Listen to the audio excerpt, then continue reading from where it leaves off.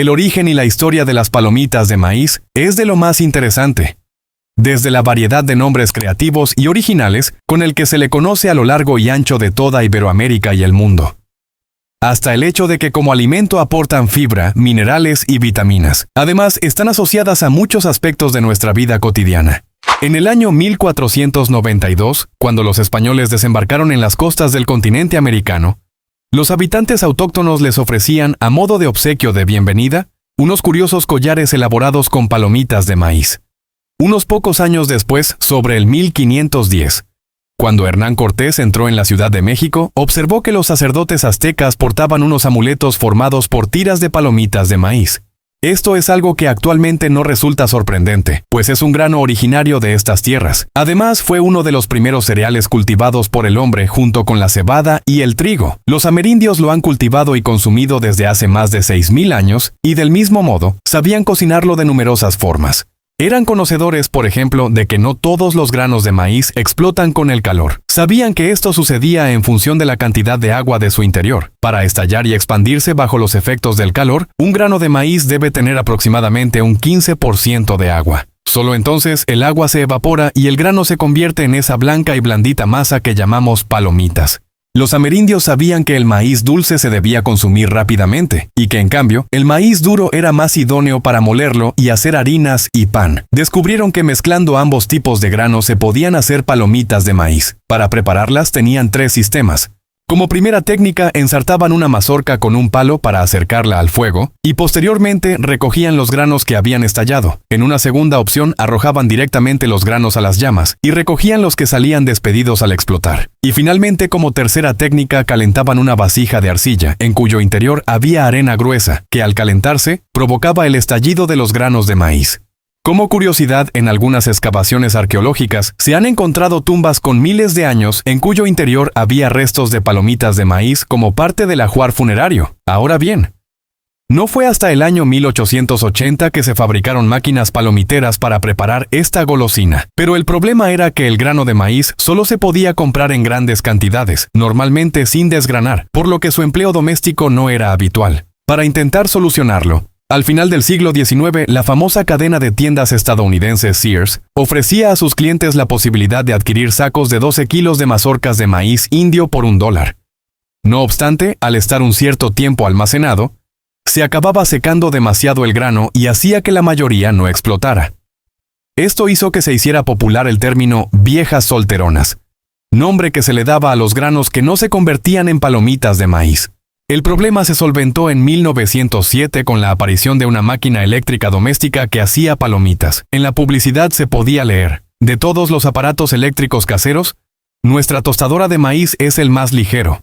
Incluso los más pequeños de la casa podrían hacer palomitas de maíz sin riesgo alguno. En 1929 llegó la Gran Depresión Económica Americana e hizo que se incrementara el consumo del barato grano de maíz.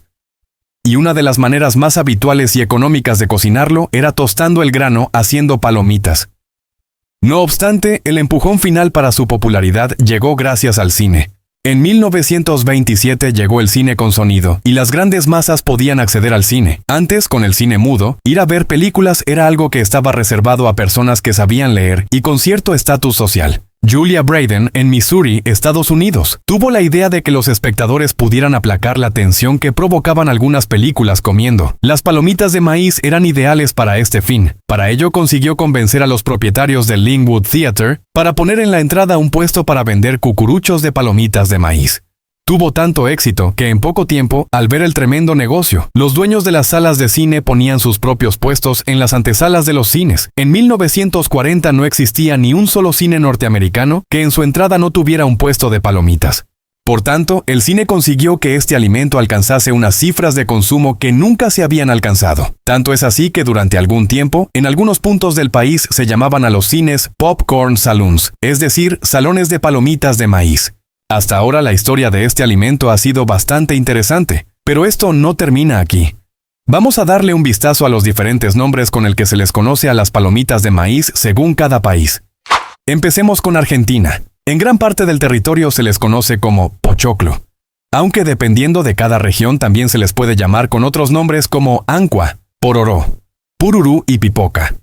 En Belice le llaman poporocho. En Bolivia se le conoce principalmente como pipoca, aunque también le dicen pororó. En Brasil es conocida como pipoca.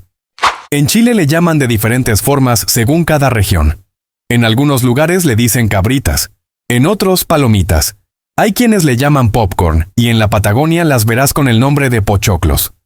En Colombia son crispetas y maíz pira. Este último se refiere al maíz que sirve para elaborar las crispetas.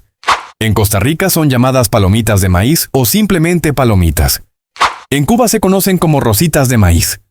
En Ecuador le dicen canguil. En El Salvador son palomitas de maíz, también le llaman palomitas o popcorn. En España, le llaman palomitas en gran parte del país, aunque también se le conoce con otros nombres como crispetes, crispetac, cotufas, roscas, tostones, rosas, roces, rosetas, rositas, bufas, palomas, pajaretas, palometas, moquetes, flocos de millo, catufes y muchos nombres más. De verdad, en España, es impresionante la cantidad de nombres con el que se conoce a este alimento. Podríamos apuntarlo como un dato curioso o llamativo. En Estados Unidos se llaman popcorn. En Filipinas son llamadas popcorn. En Guatemala su nombre es poporopo. En Guinea Ecuatorial le dicen palomitas. En Honduras simplemente son palomitas de maíz. En México tienen varios nombres: palomitas, palomitas de maíz, palomas y crispetas en Coahuila y Durango. En Nicaragua son palomitas de maíz. En Paraguay se llaman pororó. En Panamá tienen diferentes nombres como popcorn, palomitas de maíz y millo. En Perú la forma más popular de llamarlas es canchita, aunque también hay quienes le dicen popcorn, cancha, palomitas de maíz y porcor. En Portugal se llaman pipoca. En Puerto Rico son popcorn. En República Dominicana le dicen palomitas de maíz, popcorn o palomitas, y antiguamente le decían cocalecas. En Uruguay son conocidas como pop y pororó. Finalmente, Venezuela, donde son llamadas cotufas. Es bastante evidente que entre hispanohablantes el nombre más popular para referirnos a este alimento es palomitas de maíz. Se cree que esto se debe a la forma que adquieren los granos de maíz al explotar, que se asemeja a pequeñas palomas o aves, ya que se hacen a partir de granos de maíz. Una segunda teoría señala que el nombre palomitas también puede derivar del latín palumba, que significa paloma torcaz, y sugiere una conexión con la forma y el color blanco de las palomitas aludiendo a la paloma. De tal manera que la combinación de la forma, el sonido y el origen del maíz ha dado lugar a la denominación palomitas de maíz. Por otro lado, en el mundo anglosajón se les conoce como popcorn, haciendo referencia al sonido que emiten al explotar.